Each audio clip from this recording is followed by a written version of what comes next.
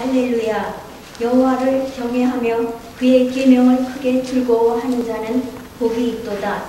그의 후손이 땅에서 강성하며 정직한 자들의 후손에게 복이 있으리로다.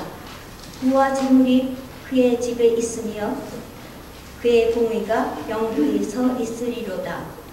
정직한 자들에게는 흑암 중에 빛이 일어나나니 그는 자비롭고 긍휼이 많으며 의로우니로다.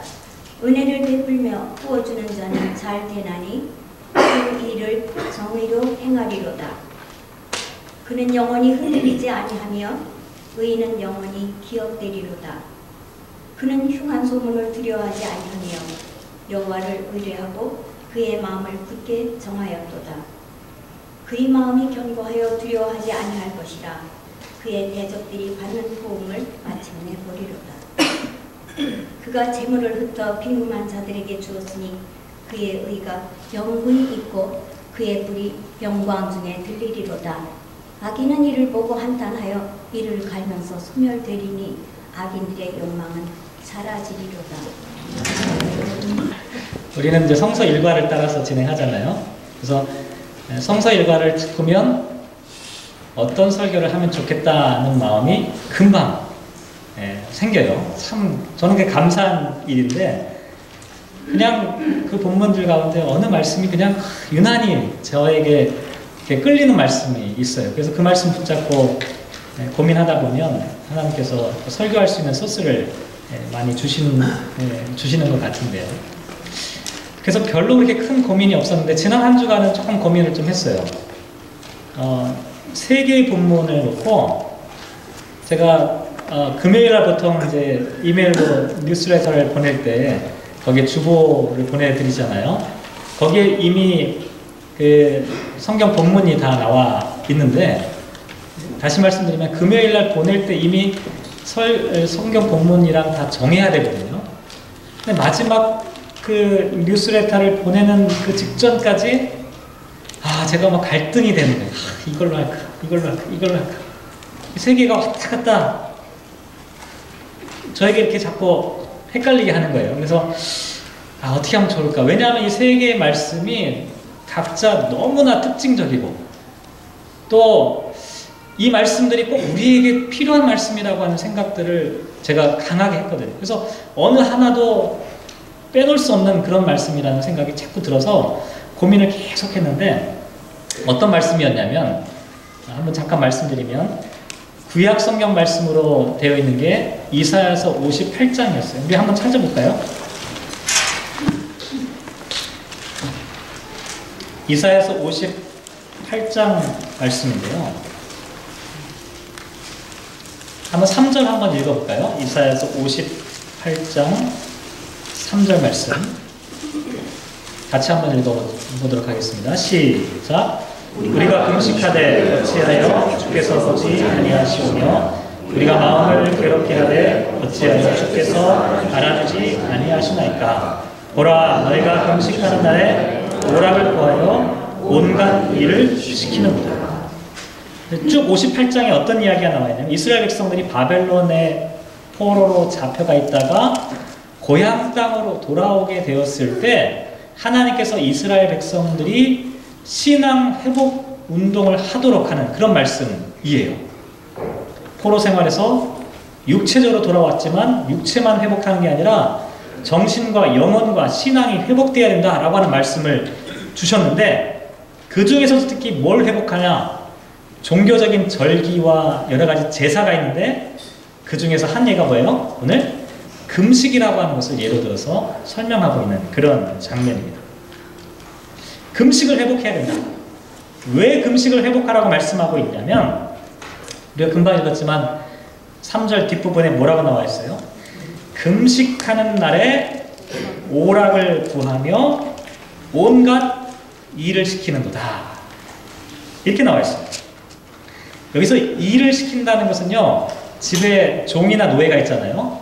그 사람들에게 강제 노동을 시키는 그런 장면을 얘기해요. 이게 참 아이러니한 얘기죠. 금식한다는 얘기는 뭡니까? 절제하는 거예요. 중단하는 거예요. 먹는 것조차 안 먹는 거잖아요.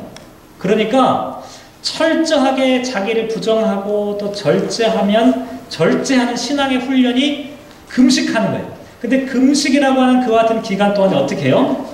생각은 어디에 가 있냐면 비즈니스에 가 있는 거예요. 일을 어떻게 시킬까? 일을 어떻게 해야 될까? 관심이 온통 거기에 가 있다는 거죠.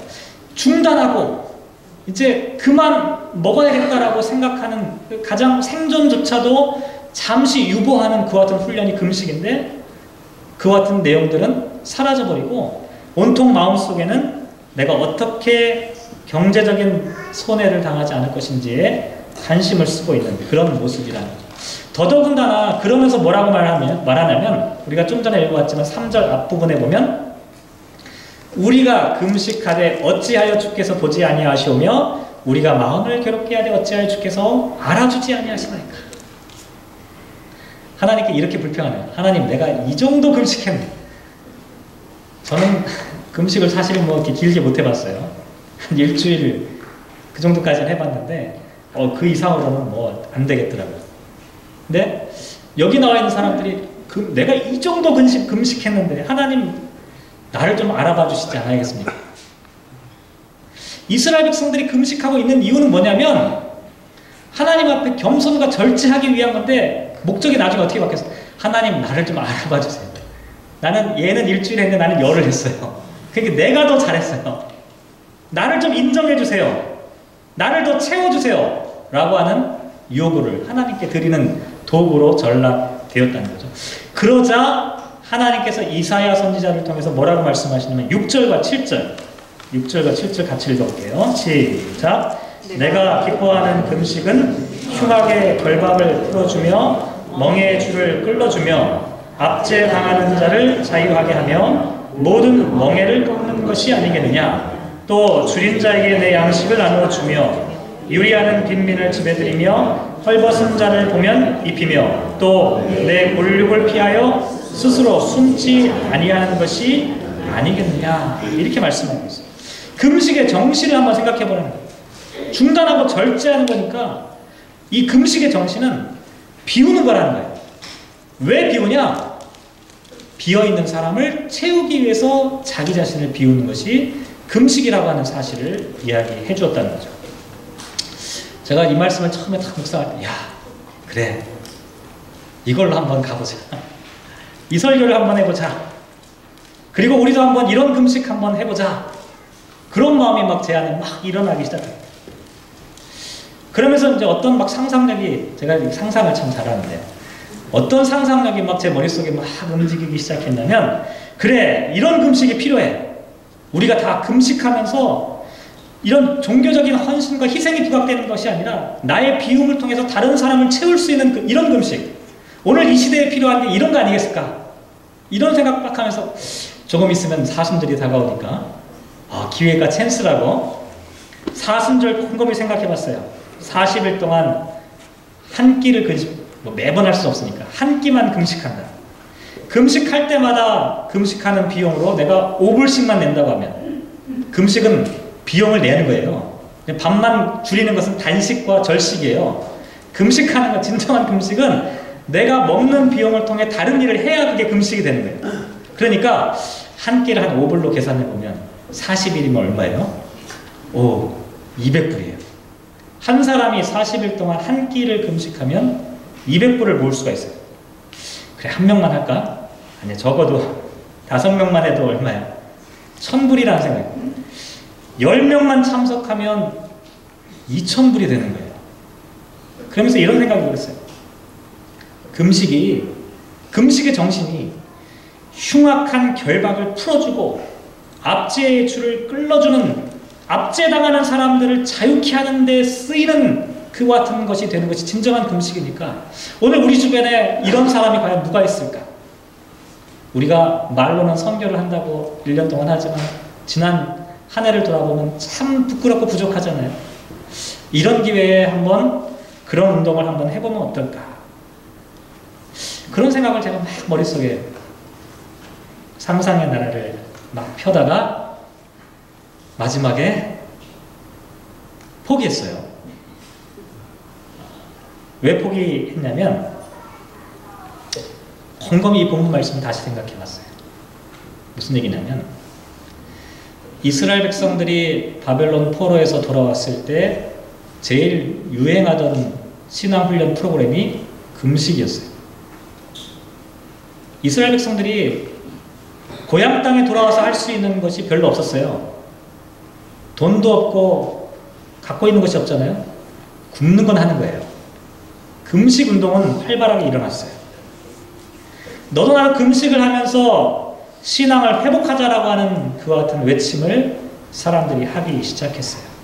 근데 문제는 뭐냐면 초기에는 그렇게 시작했지만 점점 금식의 근본 정신이 사라져버리고 굶는 것만 남아있었어요. 심지어는 그래서 어떻게 했냐면 오늘 본문에 나와 있는 이야기 보면 금식하다가 서로 싸웠어요. 네가 잘나니 내가 잘나니. 그리고 금식을 하면서 아까 말씀드린 대로 내가 이렇게까지 금식하는데 하나님 가만히 있겠습니까? 라는 식으로 금식을 축복의 수단으로 여기기 시작했어요. 그래서 하나님께서 그런 금식이 아니라 하나님이 기뻐하는 금식을 하라 이렇게 말씀하셨다는 거예요. 진정한 금식이라고 하는 것은 운동이나 프로그램을 통해서 되는 것이 아니라는 거예요. 우리 안에 있는 근본적인 신앙의 열정들이 끌어올라가야만 그것이 진정한 하나님이 기뻐하시는 비움을 통해 다른 사람을 채울 수 있는 금식이 되는 것이지, 그냥 사람들에게 그냥 동원하고 프로그램과 여러 가지 행사를 통해서 여러분 이제 금식해가지고 이렇게 해봅시다 라고 하면 금식하다 싸운다니까요. 금식하다가 이 금식이 나를 축복해달라고 하는 그 같은 수단으로 전락할 가능성이 있다. 그래서 이건 아닌가 보다. 이사야서 58장을 우선 덮었어요. 그러고 나니까 등장하는 본문이 어디였냐면 마태복음 5장 말씀이었어요. 마태복음 5장 한번 볼까요?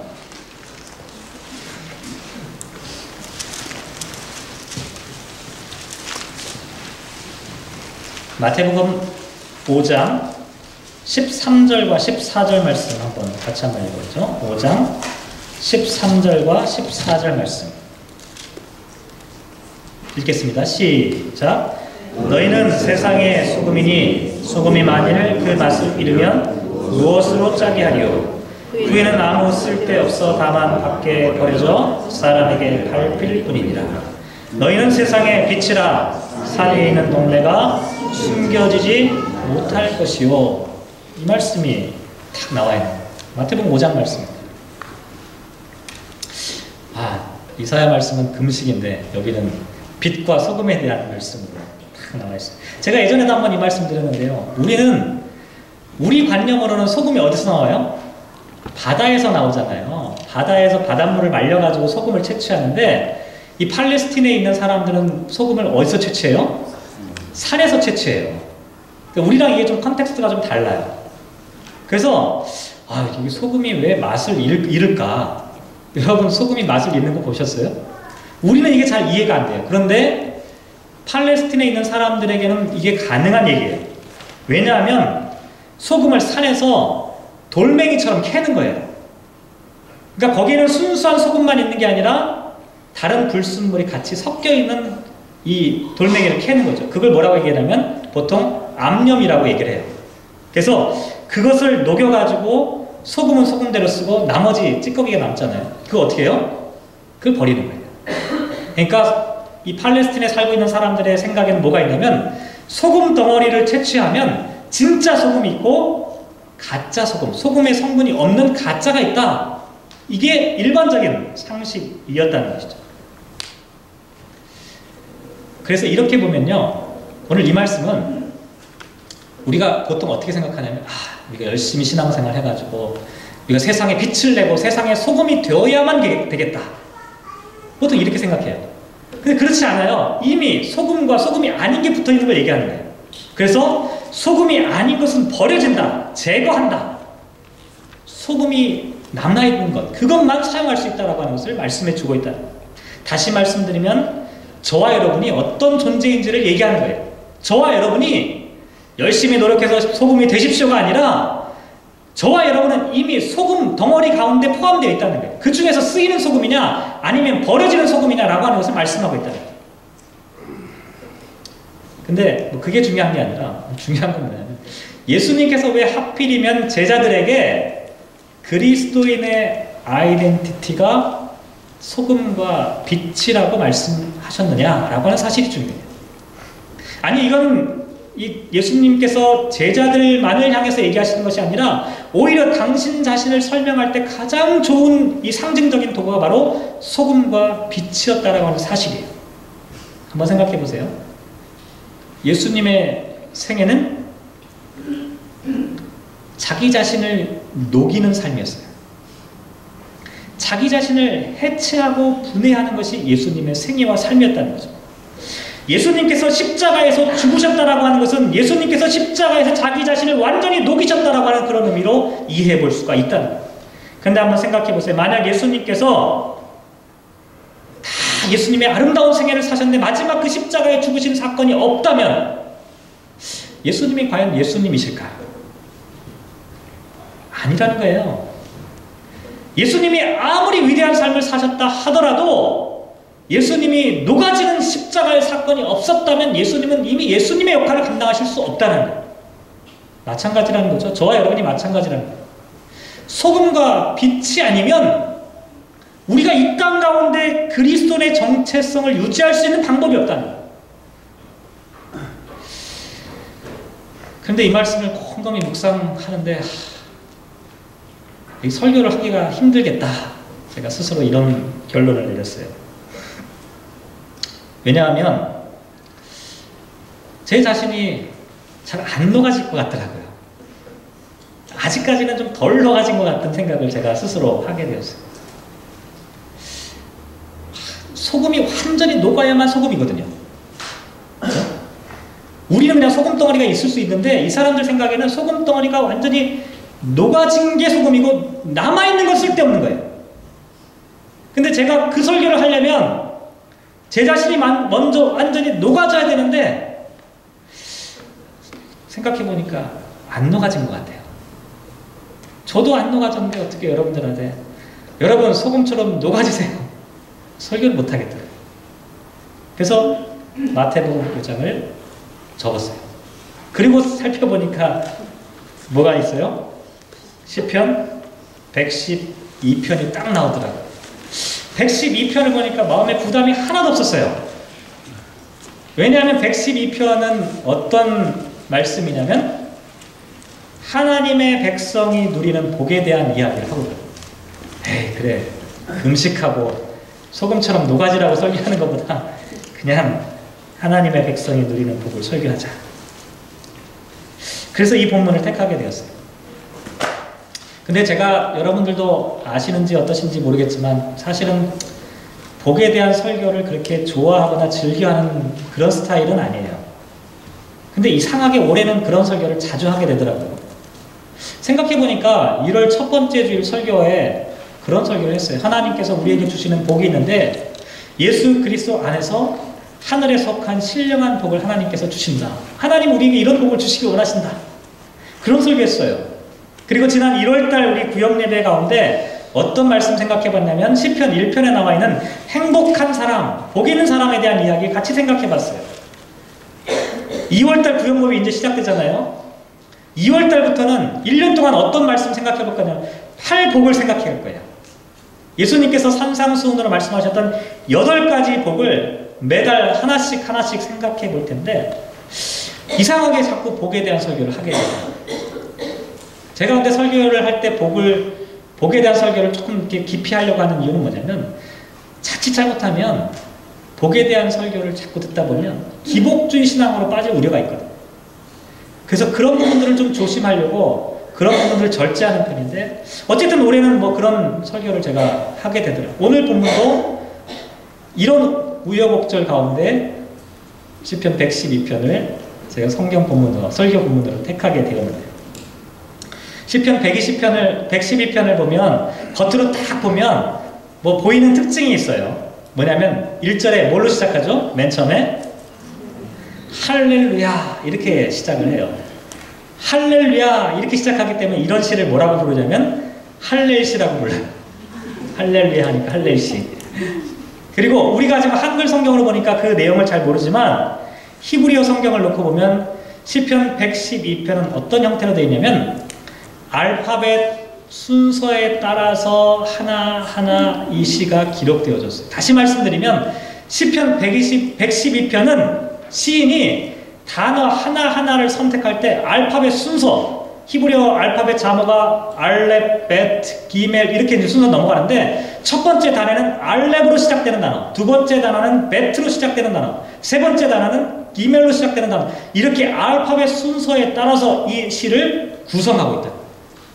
다시 말씀드리면 이 시는 아주 정형화된 틀로 짜여져 있는 시고 시에서 사용되고 있는 이 단어 하나하나가 아주 정교한 형태로 이루어져 있다라고 하는 사실을 우리에게 말씀하고 있습니다. 그리고 내용적으로 봤을 때는 하나님께서 축복하시는 하나님의 복을 받은 사람에 대한 이야기를 쭉 하고 있는데 오늘 이 말씀을 통해서 저와 여러분이 하나님의 복을 받은 사람으로 살아갔으면 좋겠는데요. 우선 1절 말씀을 다시 한번 보면 이렇게 시작하죠. 1절 같이 한번 읽어보시죠. 시작. 할렐루야 여호와를 경외하며 그의 계명을 크게 즐거워하는 자는 복이 있다. 여호와를 경외하며 그의 계명을 크게 즐거워한다. 여기 크게 즐거워하잖아요. 이건 뭐냐면 야 재밌는 영화 보고 아 재밌어 하는 게 아니라 조금 더 뉘앙스를 제가 살려서 설명드리면 어떤 거냐면 어떤 예쁜 사람이 있어요. 마음이 확 움직이는 거예요. 그런 것과 똑같은 표현이에요. 그냥 내 마음속에 있는 관심이나 애정이 완전히 한쪽으로 쏠려버리는 그와 같은 상태가 즐거워한다, 크게 즐거워한다라고 하는 단어 가운데 포함되어져 있는 의미라고 할 수가 있어요. 하나님을 경외하고 하나님의 말씀을 이렇게 너무너무 좋아하는 이런 사람이 하나님의 복을 누리는 사람인데 그 사람의 모습이 어떤 모습이냐? 2절 말씀 한번 보시죠. 2절 같이 읽겠습니다. 시작. 그의 후손이 땅에서 강성하며 정직한 자들의 후손에게 복이 있으리로다. 여기 나와 있는 강성하다라고 하는 이 말은요. 어디서부터 시작됐냐면 용사를 나타내요. 이 깃볼이라고 하는 단어인데 용사, 누구도 이 용사를 물리칠 수가 없어요. 강력한 능력과 실력을 갖고 있기 때문에 세상에 어떤 사람도 이 용사 앞에서는 맞설 수가 없는 거예요. 그런데 어떻게 된다고요? 하나님의 복을 누리고 있는 사람이 이 땅에서 강성하게 된다라고 말씀하고 있다는 거예요. 그런데 또 이렇게 생각하실 수가 있어요. 아, 우리 때는 아니고 후손인가 보다. 제가 예전에 하버드 대학교에 한번 방문한 적이 있었는데 거기 하버드 동상이 있다고 말씀드렸잖아요. 거기서 동상 가면 뭘 하냐면 다 동상을 쓰다듬어야 돼요. 그러면 당대 혹은 후대에 하버드에 입학하는 사람이 생긴다. 제가 만졌잖아요. 저도 포함해서 당대 후대가 하버드에 입학할 가능성이 있는데 이 말씀이 사실은 그런 의미예요. 무슨 얘기냐면 당대는 강성해지지 않고 후대가 잘 된다 이런 얘기가 아니라 기본적으로는 당대가 강성해지는데 혹시 당대가 좀 안 되더라도 반드시 후대에는 이와 같은 하나님의 복이 임하게 될 것이다 라고 하는 확실한 보장과 또 보증을 나타내는 그런 말씀이라고 할 수가 있다. 그 다음에 3절 보세요. 3절 제일 좋아하실 것 같은데 3절 읽겠습니다. 시작. 부와 재물이 그의 집에 있으며 그의 공의가 영구히 서 있으리로다. 부와 재물이 그의 집에 있으며 이런 복을 누리시기를 아멘 안 하시고 그냥 도대체 이게 무슨 얘기를 갑자기 여기 나와 있는 이 부와 재물이라고 하는 것은 실제적인 부를 나타내기도 하지만 또 어떤 의미가 담겨 있냐면 부라고 하는 그 의미 가운데는 만족이라는 게 포함되어 있어요. 그리고 재물이라고 하는 이 단어 가운데는 풍요롭고 풍부하다는 것이 그 의미가 담겨져 있어요. 그러니까 세속적인 의미에서 그냥 돈을 많이 쌓아놓고 있는 정도를 얘기하는 것이 아니라 그 사람은 만족함이 있다는 거예요. 풍요로움이 있다는 거예요. 하나님께서 하나님의 복을 누리는 사람에게 이와 같은 만족과 풍요로움을 주시는데 이 만족과 풍요로움의 기반이 어디냐면 공의에 기반하고 있다. 정직한 만족과 정직한 풍요를 말씀하고 있다. 돈을 벌어도 사기를 쳐서 돈을 버는 게 아니라 열심히 땀 흘리고 노력하고 수고해서 남들에게 부끄럽지 않은 재물을 쌓는 것을 얘기해요. 깨끗한 부자가 되는 걸 얘기하는 거죠. 정직한 부자가 되는 걸 얘기해요. 근데 제가 이렇게 설교하면 이렇게 반론을 얘기하시는 분이 있을 수 있습니다. 성경에 뭐 부자가 되는 게 복이라고만 얘기했을까? 당장 예수님께서 산상수훈에 뭐라고 말씀하셨어요? 심령이 가난한 자는 복이 있나니. 그렇잖아요. 여기는 재물과 부가 그의 집에 넘치는 사람이 하나님의 복을 받은 사람이라고 했는데 예수님은 당장 심령이 가난한 자가 복이 있다 이렇게 말씀하고 있잖아요. 이게 서로 모순되잖아요. 어떤 게 하나님의 복을 받은 사람의 모습일까요? 가난한 자가 복이 있다. 예수님의 말씀 좀 이해하기 더 어려워요, 사실은. 한번 생각해 보세요. 여러분, 가난한 사람이 행복한 사람입니까? 절대로 그렇지 않아요. 가난한 사람이 행복하다라고 하는 예수님의 말씀의 의미를 좀 생각해 볼 필요가 있는데 이건 뭐냐면 하나님 앞에서 가난을 깨닫는 사람을 얘기해요. 하나님 앞에서 자기가 연약하고 부족하다는 사실을 깨닫기 때문에 그래서 하나님을 의존할 수밖에 없는 것이 심령이 가난한 사람의 모습이에요. 예수님이 말씀하시는 것은 이런 사람의 행복을 얘기하는 거죠.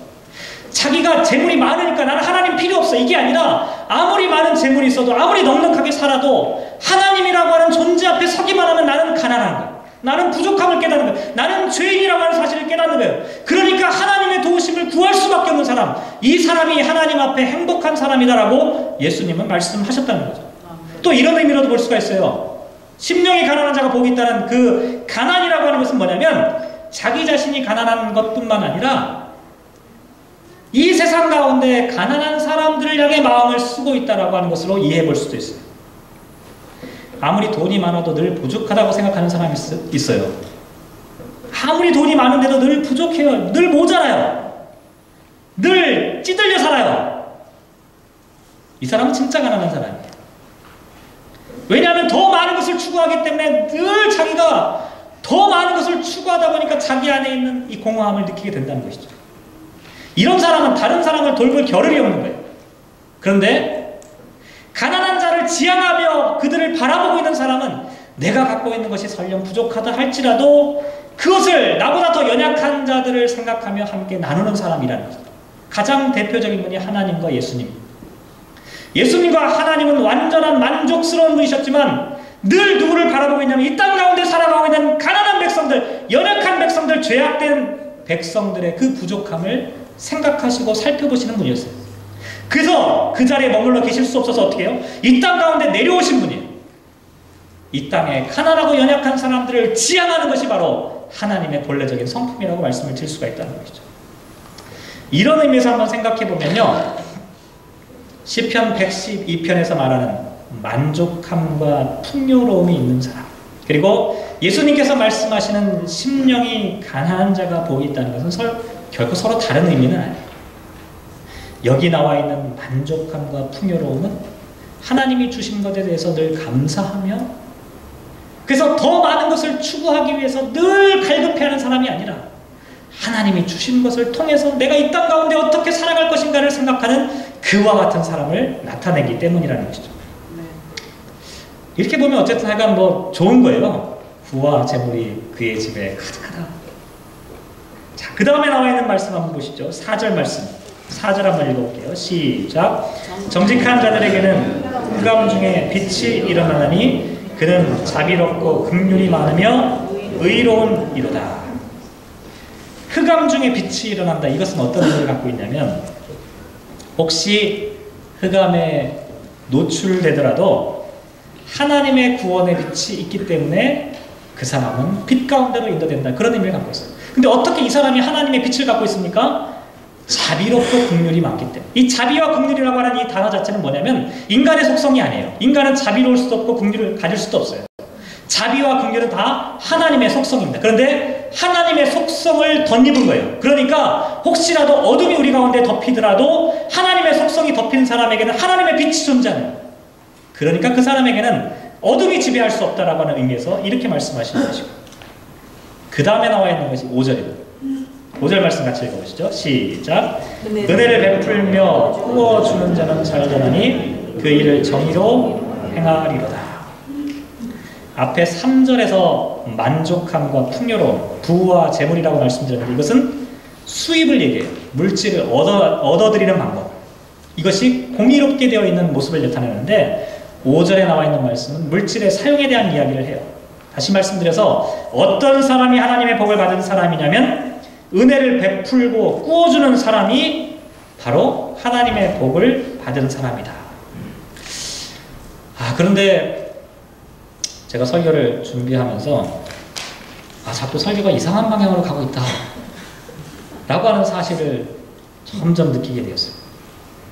왜냐하면 이사야서 58장 금식이 부담스러워서 피하려고 했고, 마태복음 5장에 나와 있는 소금처럼 녹아지는 것이 아직은 불가능하다 생각해서 그거를 피하려고 했는데 5절 말씀을 딱 보는데 이게 다 걸려버리는 거예요. 어떤 사람이 하나님의 복을 받은 사람이냐? 저는 복을 받는다고만 생각했어요. 복이 축적되는 것만 생각했어요. 근데 여기서 말씀하시는 건 뭐예요? 은혜를 베풀고 꾸어주는 사람이라고 말씀하고 있대요. 더 큰 문제가 있었는데 그게 뭐냐면, 제가 언젠가 그런 소리 한번 드렸죠. 우리 교회에서는 설교가 끝나고 예배가 끝난 다음에 설교자에게 은혜 받았습니다 라는 말을 하지 않았으면 좋겠다. 제가 한참 전에 그런 이야기 한번 드린 적이 있어요. 그래서 그런지 설교가 끝나고 예배가 끝나고 아무도 은혜 받았습니다 라고 하시는 분이 없는데, 다행스럽게도 제가 왜 그런 말씀을 드렸냐면, 은혜는 사람이 주는 게 아니거든요. 은혜는 하나님께로부터만 비롯되는 거예요.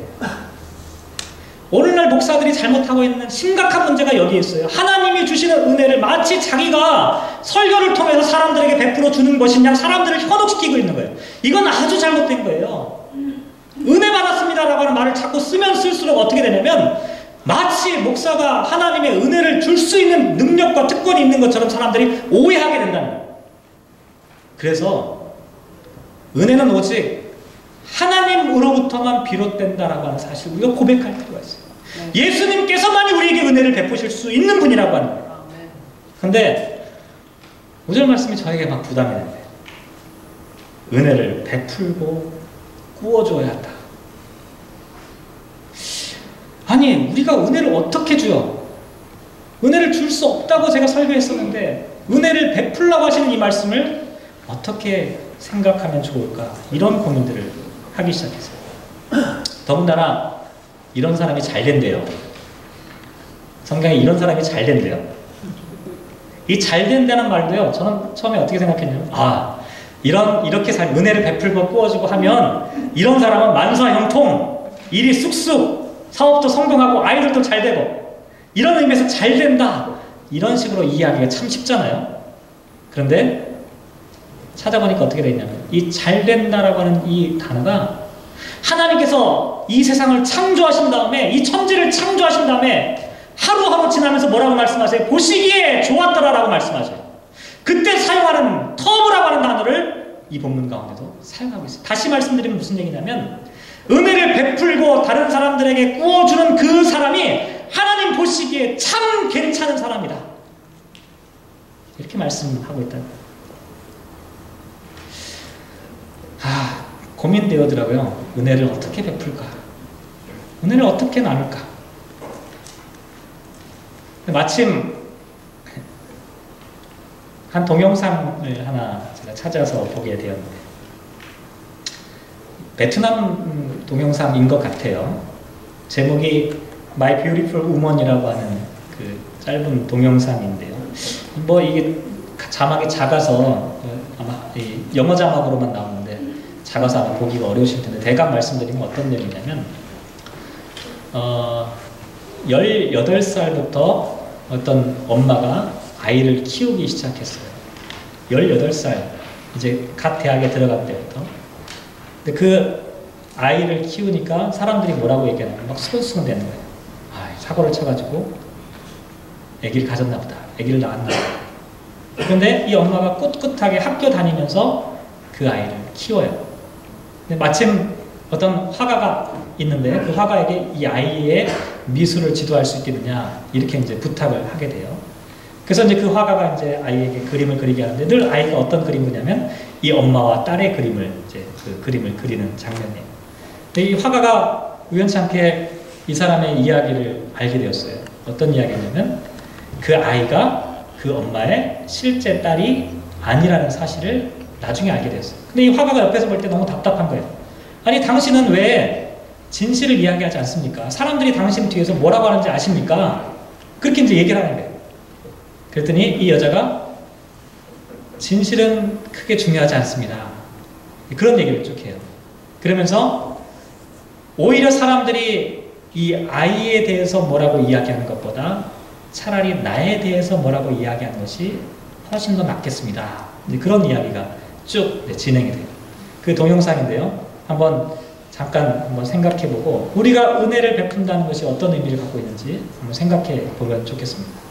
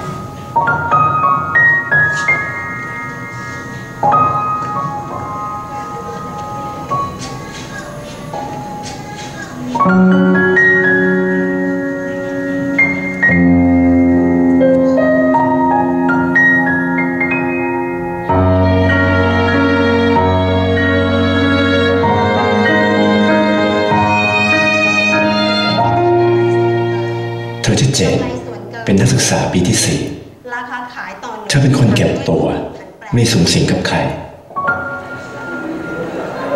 พอถึงเวลาเลิกเรียนเธอก็มักจะรีบกลับบ้านเร็วเสมอจูน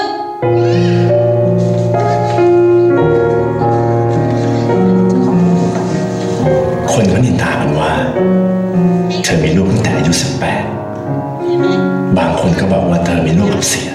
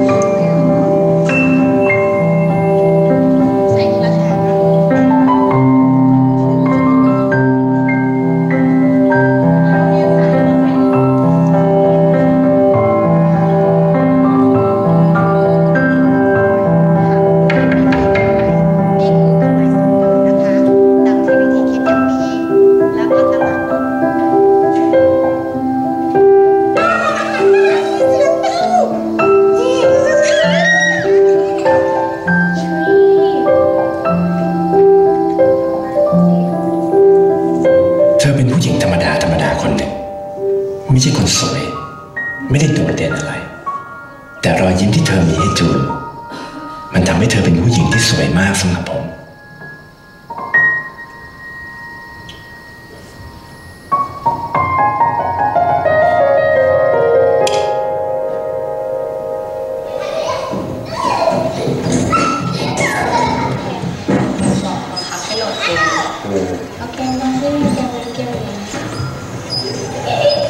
เจนทำไมเธอไม่บอกความจริงทุกคนไปเลย ความจริงเรื่องอะไร เรื่องจูน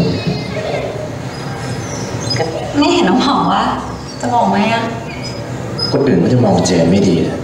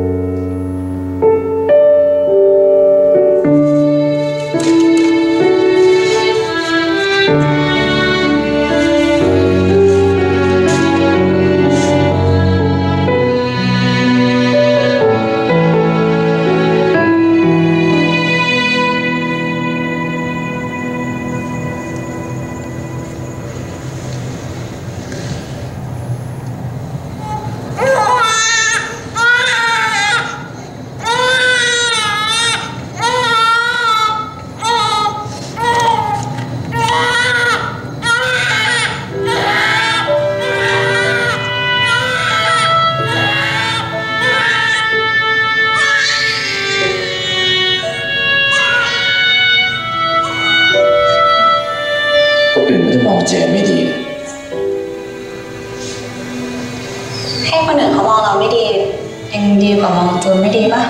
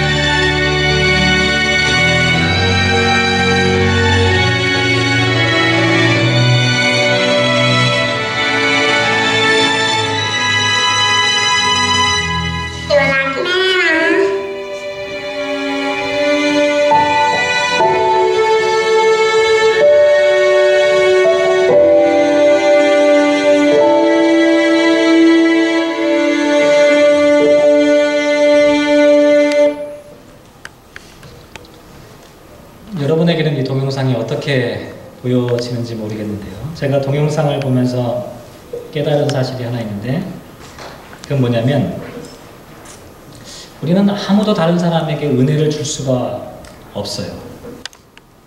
아무도 은혜를 줄 수가 없습니다. 근데 유일한 방법이 하나 있는데 그게 뭐냐면 은혜의 본질이 뭐냐면 하나님의 사랑이에요. 예수님의 사랑이 바로 은혜의 본질이에요. 그래서 우리는 다른 사람들에게 은혜를 줄 수는 없지만 사랑을 통해 하나님의 은혜 가운데 참여할 수는 있게 된다는 거죠. 이런 사람이 하나님 보시기에 잘 된다는 거예요. 하나님 보시기에 아름다운 사람이라고 말하는 거죠.